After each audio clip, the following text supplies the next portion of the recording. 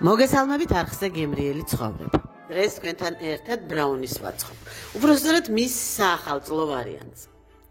ბრაუნი იოლი მოსამზადებელია, ვიყვარს ყველას, განსაკუთრებით კი ბავშვებს. მოდით ერთად შევუდგეთ საქმეს და პირველ რიგში მოვამზადოთ საცხობი ფორმა.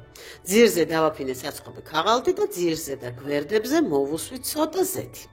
გავტეხე ჯამში 3 კვერცხი, დავამატე მწიგვი მარილი, ცოტა ვანილი და 200 გრამი პორციებით. დავიწყე მიქსერით თქვება. ბრაუნისთვის კვერცხი და შაქარი კარგად გათეთრებამდე უნდა აითქვიფოს, რომ კარგად ამოვიდეს.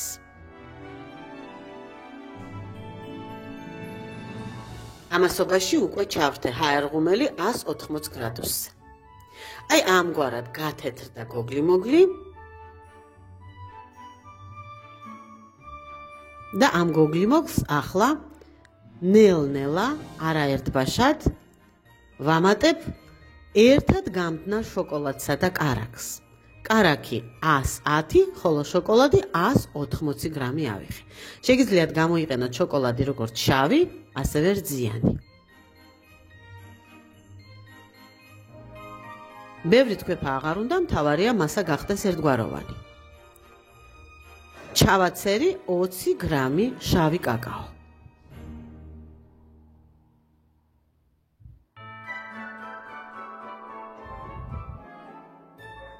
და ახლა ერთბაშად ჩავაყრი 80 გრამ ფქვილს. ამ მასის გადათქვეფა ისევ მიქსერით არის შესაძლებელი, თუმცა მე ხელის სათქვეფელა ვარჩიე, იმიტომ რომ მიქსერით ფქვილი და კაკაო აქეთ-იქით იფანტება. ერთგვაროვნებამდე მივიყვანე ცომი და წინასწარ მომზადებულ ფორმაში გადავიტანე. ამ ეტაპზე ბრაუნი უკვე შეგვიძლია კარგად გახურებულ ჰაერღუმელში შევსვათ და გამოვაცხოთ. თუმცა ჩვენი ბრაუნი საახალწლო ვარიანტია, ამიტომ ჯინჯერის ორცხობილებით უნდა მოვხდო. ჯინჯერის ორცხობილის რეცეპტს ვიდეოს ქვემოთ აღწერაში დაგიტოვებთ. მე პატარა ნაჭერი მქონდა შენახული საყინულეში, ის საყინულეში შესანიშნავად ინახება 2-3 თვე.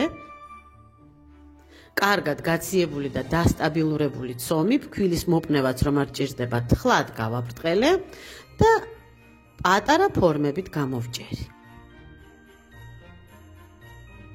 ცომი უნდა იყოს მაქსიმალურად თხლად გაბრტყელებული და ფორმებიც უმჯობესია მაქსიმალურად პატარები შევარჩიოთ.